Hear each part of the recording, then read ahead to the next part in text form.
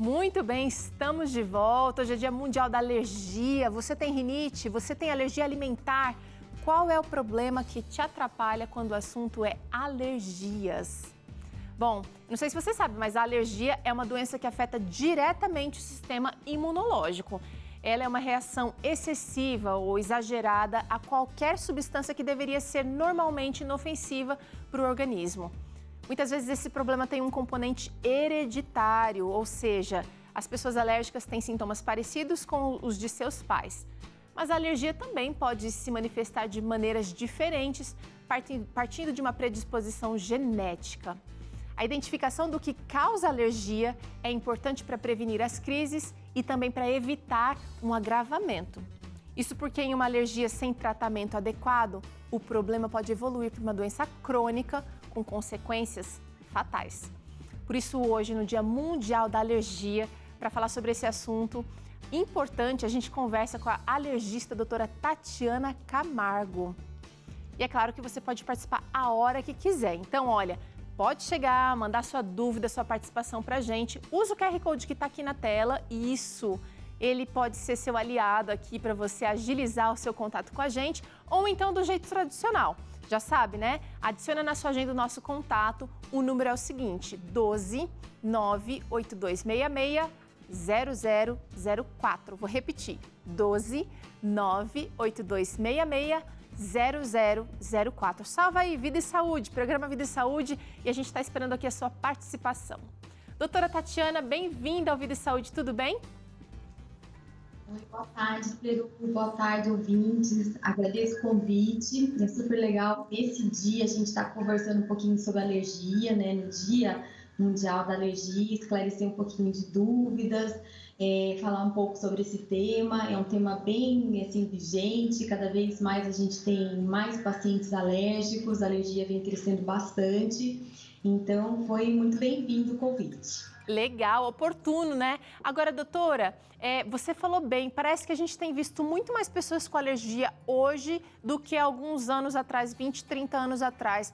Por que será? Será que se descobriu mais alergias? Ou será que a gente anda vivendo um estilo de vida que realmente favorece o aparecimento dessas alergias? O que você acha, sua opinião aí?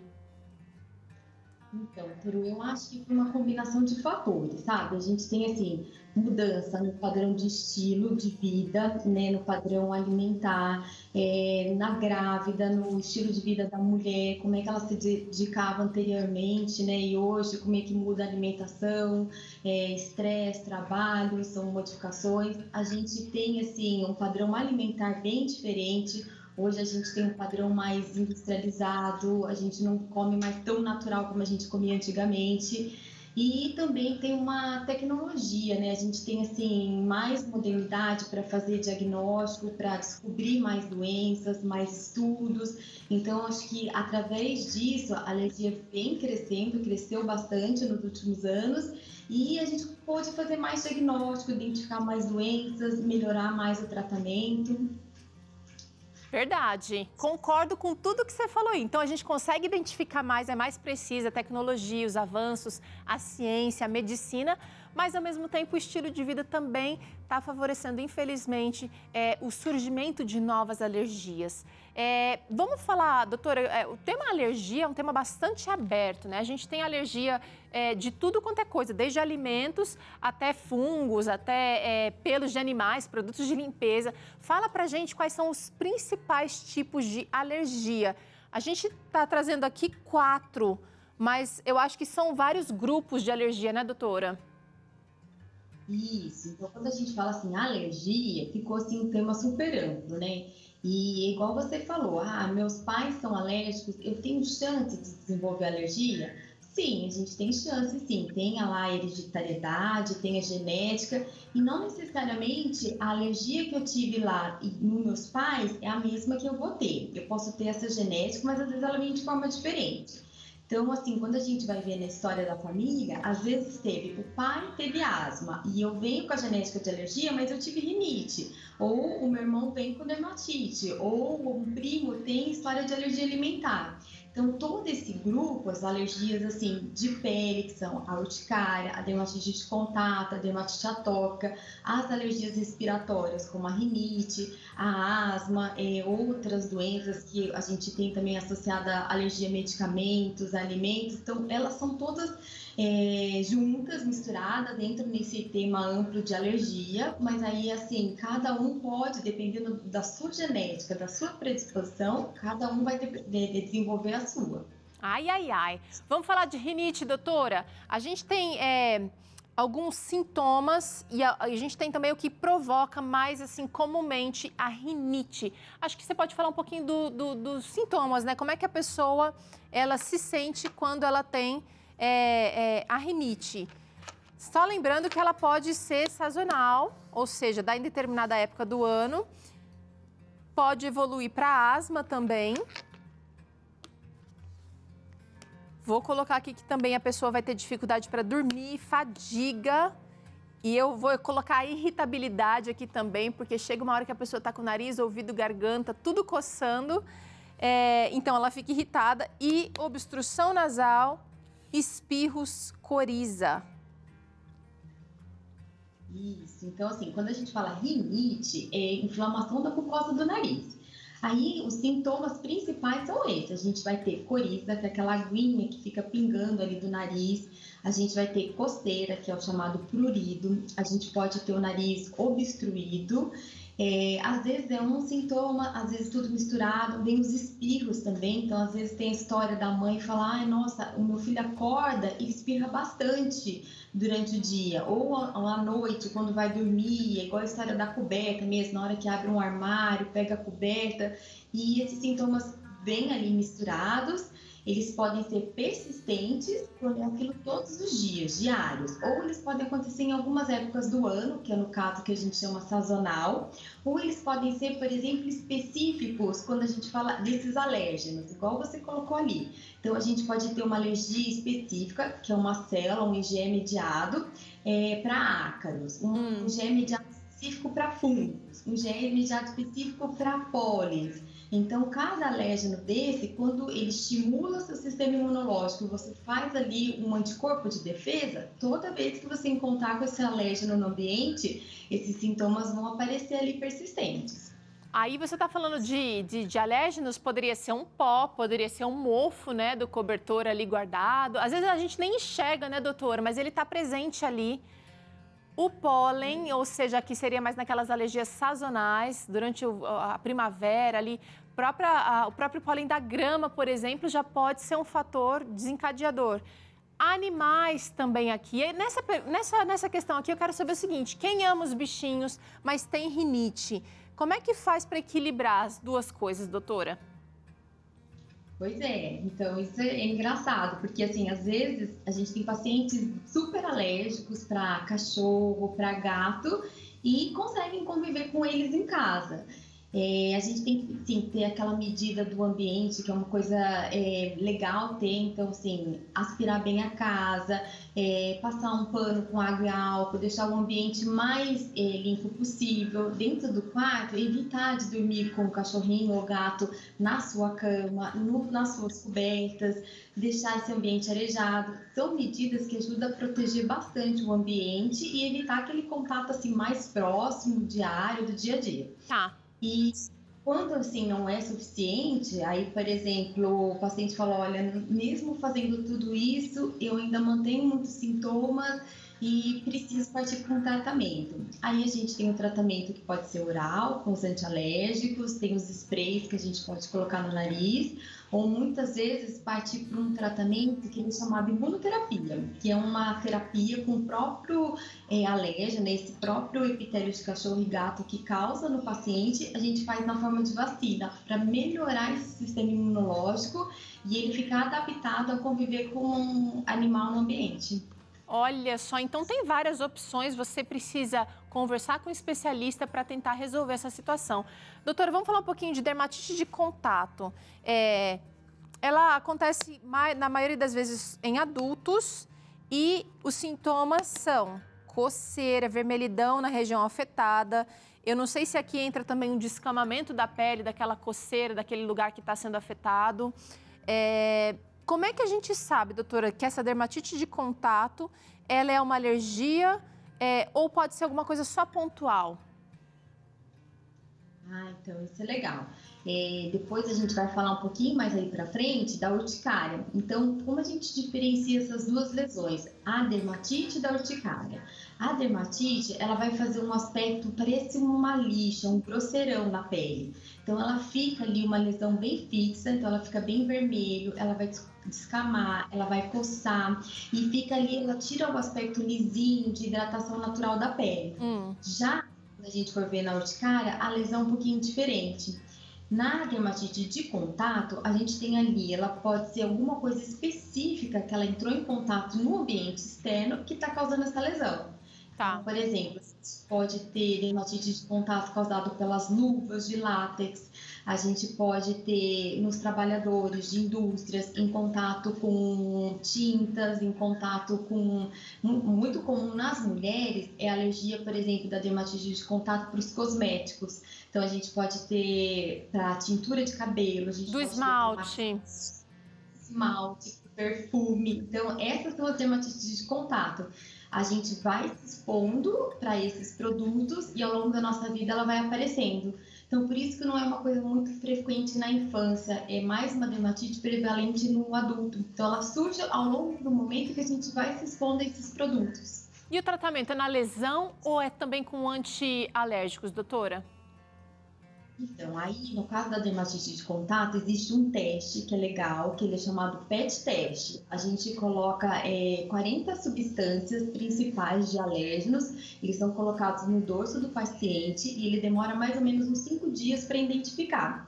Então, se o paciente reage a um desses produtos, a gente consegue identificar qual que é o produto causador relacionado com a lesão para tirar aquilo do ambiente dele. Então, a gente dá alérgicos, passa pomadinha de corticoide, faz a hidratação, mas você tem que tirar aquele fator que está causando aquela lesão, senão ela vai ficar repetindo e vai aparecer toda hora. Olha, então só para trazer aqui algumas possibilidades, né? Pode ser medicamentos, os causadores, pode ser um tecido diferente, metais, cosméticos, plantas e muitas outras coisas que a doutora acabou mencionando por aqui. Eu quero ir agora para a urticária, porque a doutora falou um pouquinho agora comparando tanto a dermatite de contato como a urticária, para a gente já tentar diferenciar um pouquinho mais, doutora. A urticária, ela pode indicar outras doenças. E ela traz também, olha, como sintomas, manchas vermelhas e pápulas que causam coceira e formigamento. Tipo espinha, tipo uma machucadinho com aquela pegada de pus, com um pouquinho de inflamação aqui. Então, a urticária, ela parece uma picadinha de formiga, de pernilongo. Então, a pápula é igual a gente é picado com um pernilongo. Ela fica um pouquinho mais elevada, bem vermelha e diferente da dermatite, ela desaparece. Então, a urticária é uma coisa que costa muito, ela aparece ali naquelas lesões. Tem paciente até que fala assim, nossa, eu fui picado e nem teve um inseto, não teve contato e as lesões apareceram ali. Coçou bastante e ela pode desaparecer espontâneo e aparecer em outro lugar. E é diferente da dermatite, ela é fixa e vai aparecer só no local que você teve contato com o produto. A urticária não foi um produto externo. Muitas vezes ela pode estar associada com a via autoimune ou realmente está relacionado com outras doenças e é o próprio sistema imunológico que está causando ali. Então a lesão ela pode aparecer, desaparecer e aparecer em outros locais também do nosso corpo. É interessante, porque a gente tem aqui alguns agentes causadores, como o clima, por exemplo, uma região muito calor, ou de repente, eu não sei se o extremo frio também poderia causar, doutora? Pode, a gente tem assim, mais de 50 tipos de urticária, né, pela classificação. E existe um tipo específico que a gente classifica, que é a urticária física. Ela pode estar associada ao calor, então é aquele paciente que não aguenta, as lesões aparecem com calor, ou ao frio, que também é um tipo de urticária que aparece. Ela pode aparecer quando entra numa cachoeira com água muito fria, então assim, entrou, saiu da água gelada, aparecem as lesões, começa a coçar muito. Olha Tem só. pacientes tem outros pacientes que em relação, por exemplo, ao banho, toma banho e coça bastante logo depois que sai do banho. Então, a urticária assim, tem muita classificação, muitos fatores pode ser o causador, o desencadeante dela. Eu tô vendo aqui, olha quanta coisa diferente. Ácaros, o próprio estresse, picadas de inseto, ou seja, pode até ser então que ela pareça, que ela seja o que ela parece ser, né? Uma picada de inseto. Mas pode ser tantas outras coisas que eu quero saber como é que trata, como é que, diferente da dermatite de contato, que eu preciso excluir o agente causador, aqui às vezes não tem como é que eu excluo o clima da minha vida? Pois é, a urticária hoje ela é um desafio dentro da alergia. A gente pode ter urticária na criança, a gente pode ter urticária no adulto. A gente fala que ela é uma urticária aguda quando ela dura ali até umas 6 semanas, ou ela pode ser uma urticária crônica, ela vai, durar um tempão. E assim, a principal linha de tratamento são os antistamínicos, que aí são chamados antialérgicos. E só que depende assim muito, eles são pessoais, cada pessoa responde de um jeito diferente, a dose também é individualizada, então cada paciente tem uma dose certa para auxiliar no tratamento. E nos casos mais refratários, a gente hoje tem tratamentos até mais modernos, são chamados imunobiológicos, que eles vão agir lá no sistema imune. Porque a urticária ela é refratária, assim, ela é difícil de tratar e ela é, em alguns pacientes, bem persistente. Olha só, então olha, parece, né? Tem gente que fala assim, deixa que se resolve sozinho. Mas isso pode gerar um problema maior depois, ou um incômodo muito grande, porque mudou de temperatura, mudou de local, recebeu uma picada ou se alimentou de alguma coisa diferente, vai sempre desencadear isso aí. Então é interessante tratar, gente. Vamos falar agora da alergia alimentar, que seria um grande grupo, acho que merecia até um programa só disso, doutora. Mas vamos pincelar rapidamente aqui, porque a alergia alimentar, né?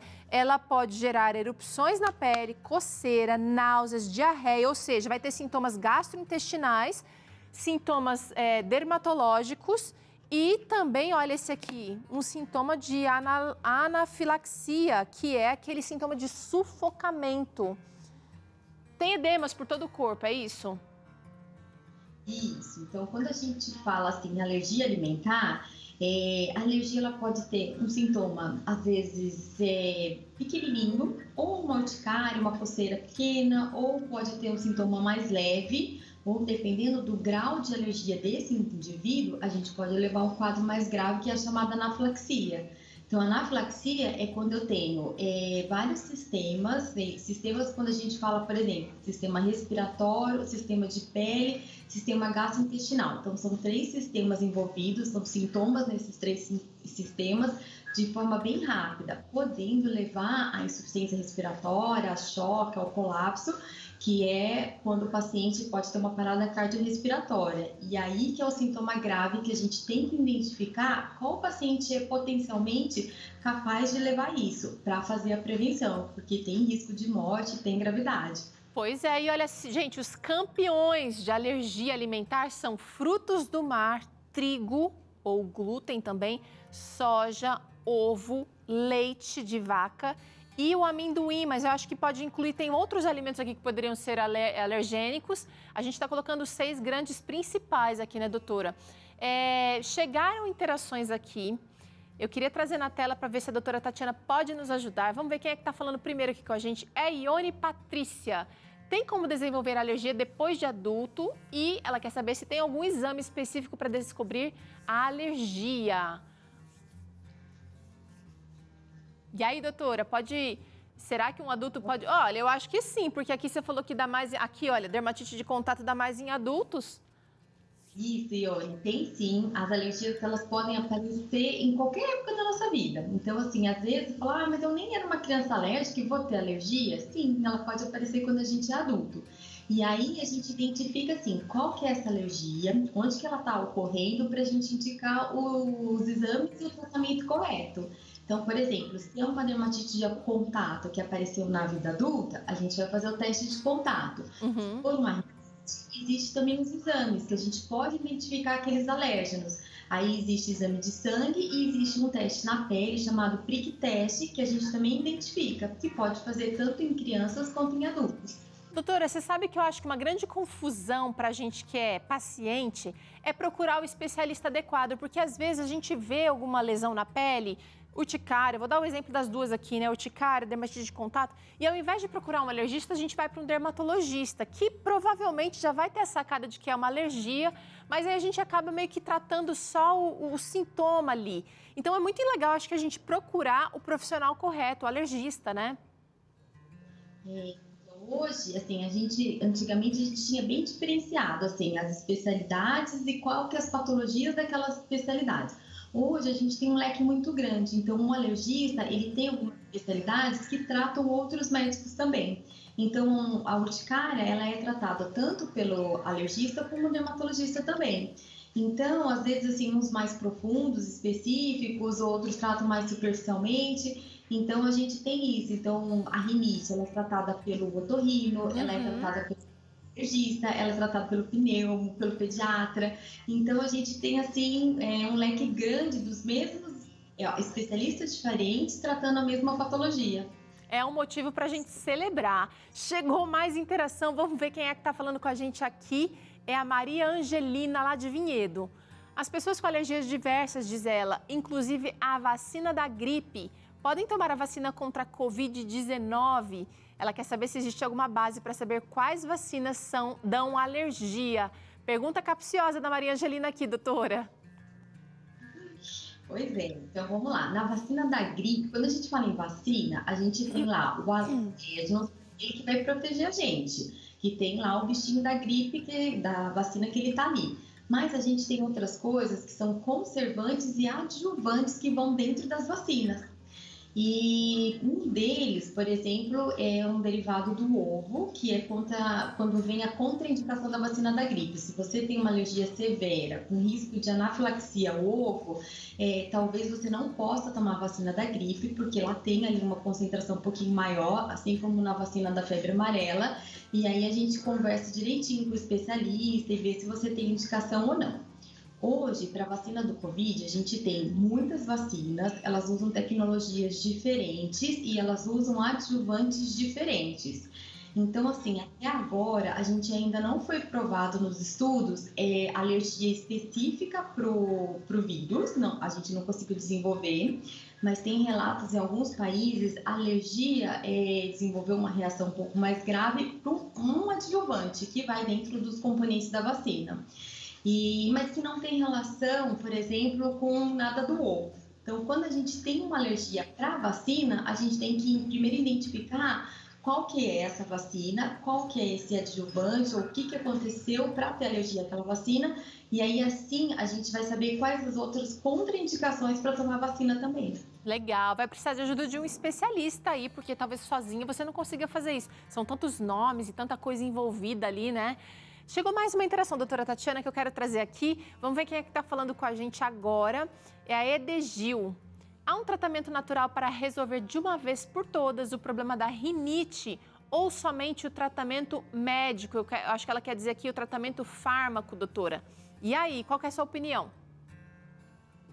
Então, aí, quando a gente fala rinite, que é todos esses sintomas que a gente falou anterior, a gente tem que pesquisar. O que será que está causando essa rinite? Será que é o cachorro-gato? Será que são os ácaros? Será que é o mofo? Será que é uma variação anatômica? Aí a gente pesquisa e aí a gente vê o que está fazendo de tratamento natural, que não está resolvendo, e se tem que partir para o tratamento oral ou tratamento medicamentoso. Então é válido, né? Um tratamento natural é sempre, nem que ele seja coadjuvante ali, mas é válido mudar o estilo de vida na tentativa de ter ganhos. Sim. Então, a primeira tratamento que a gente fala para alergia respiratória é a profilaxia do ambiente, ou seja, mudar aquele ambiente que eu estou vivendo. Então, eu tenho que fazer aqui algumas mudanças, muitas vezes dão certo, e aí quando não dá certo é a hora que a gente vai procurar especialista. Legal. Quero agradecer aqui a doutora Tatiana hoje, nos ajudou aqui a entender melhor um pouquinho desse universo das alergias. Foi muito bom ter você com a gente, viu, doutora? Obrigada. Obrigada a vocês, obrigada pelo convite. Adorei passar aqui à tarde falando um pouquinho das alergias com vocês.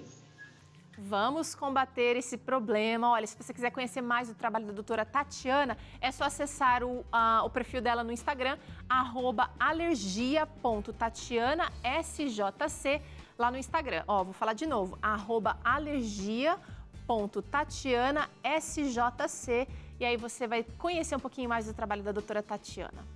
Bom, a gente faz um rápido intervalo agora, na volta tem estreia por aqui, é um novo quadro do programa, trazendo aqui soluções ótimas, remédios naturais para alguns problemas de saúde comuns na nossa sociedade. Você vai acompanhar o Remédio Simples para Problemas Comuns, que vai te ajudar muito. E ainda hoje tem essa receita maravilhosa, biscoito de coco com laranja por aqui. A gente volta já já.